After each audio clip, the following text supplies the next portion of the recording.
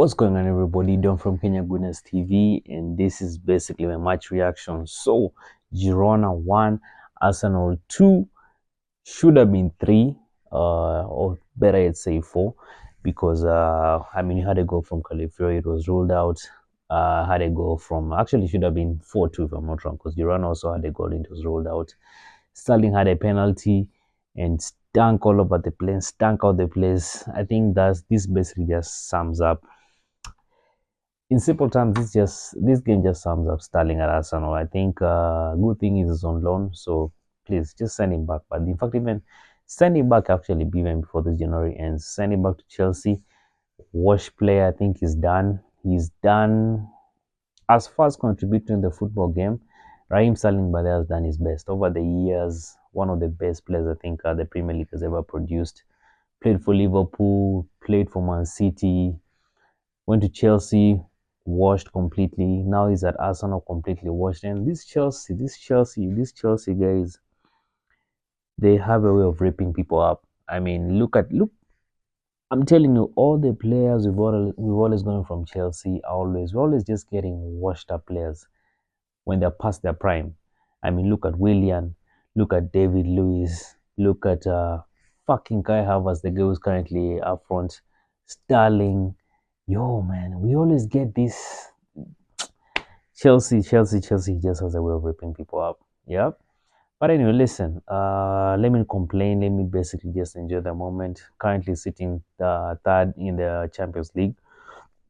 So, I mean, you have to give it to us. We've done sitting third in the Champions League. You have to give it to us. We've done exceptionally well. Yeah, tied with points. Of course, Liverpool is topping the table. Tied with the points in Barcelona. If we probably scored 4 goals today, would have been second. But the thing is this: like this first round, whether you finish 16th, as long as you've qualified, it doesn't really mean anything. Uh, the advantage you have is that the next row we're going to get is probably going to have less threatening teams. Yeah, because I've seen I just saw the table by there. I think with PSV, Juventus, Atalanta, if I'm not wrong. So I personally think those are teams that listen, in simple terms, this Champions League thing is open. We really don't have the pedigree. Over the years, we've never really had the pedigree of being really competitive with the Champions League. But it's open, and I'm hoping by the time we are getting to the business end of the Champions League, we'll basically have players back, Bukayo Saka back, and probably would have also invested properly. Now, let's talk about investment before we actually talk about the game, rather. Today, so we're basically linked up, not even linked up, actually Arsenal went, made a bid for Ole Watkins. A 60 million bid was rejected, so I understand Arsenal has gone back with a better bid. Listen, man, it's all exciting news. It's all exciting news, especially to someone who's pretty naive and who has not really seen how Arsenal has been doing things. But for me, I'm not really getting excited over anything till I see a player sign at Arsenal. We've seen this over the years, yeah.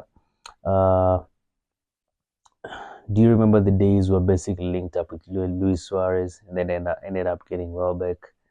I mean, listen, man, give me a player. Let me see that player sign the paper. Let me see the pen with the paper. Then I'll get excited. But as for now, I'm not really falling for these PR dances going on. And I mean, think of it from this perspective. For these guys, they basically had a game today, and we went ahead and actually made the beat today. So we actually might be thinking of playing smart in terms of disorienting the player. And believe me, if they actually lost today, and Ole Watkins had a poor game, they would have really hated us for that. So Ole Watkins coming to Arsenal, I see that to be more like far fetched. And think of it, I mean, Duran also, uh, Al Nasser, where Cristiano Ronaldo currently is, wanting for 70 million. So I don't see a situation whereby Aston Villa will basically let go of both the lethal attacking players. So this thing is just far fetched. It's far fetched. I'm just seeing this prayer stance that has been going on of Arsenal coming up with this thing. Oh, okay, but we tried, yeah. We tried signing a striker, but you know, this January window, listen, just sign somebody if you're signing somebody. Save spares this nonsense. If you're signing somebody, sign somebody. Yeah. If you guys sign Ole Watkins, fair enough. Yeah, and you have to, I mean, my thought on Ole Watkins, he's not really, for me personally, this is just my opinion. He's way better than what they have up front. Way, way, way better than what they have up front. But I don't think I just don't think that mm, he's the real OG that, you know, I would really want as a center forward. But if you actually have him up front, fair enough, fair enough. So listen, let's say it goes. You guys also, these are just my opinion. These are my thoughts. These are my own personal thoughts. So you can also drop your thoughts in the comment section. Let me know what you make of all this Ole Watkins thing. Do you think it's a PR stand by Arsenal, or do you actually think these guys are going to sign a player? For me, I see it being a PR stand. Yeah. So talk about the game. Listen, I'll just say this: from this transfer window, thus far, the one that we had previously, the players that we bought during the summer, I'll just say Califari is one of those decent players. From the players we bought, we signed Neto. Neto is washed up. I mean, look at the silly mistake he made. What, what, what was that guy doing?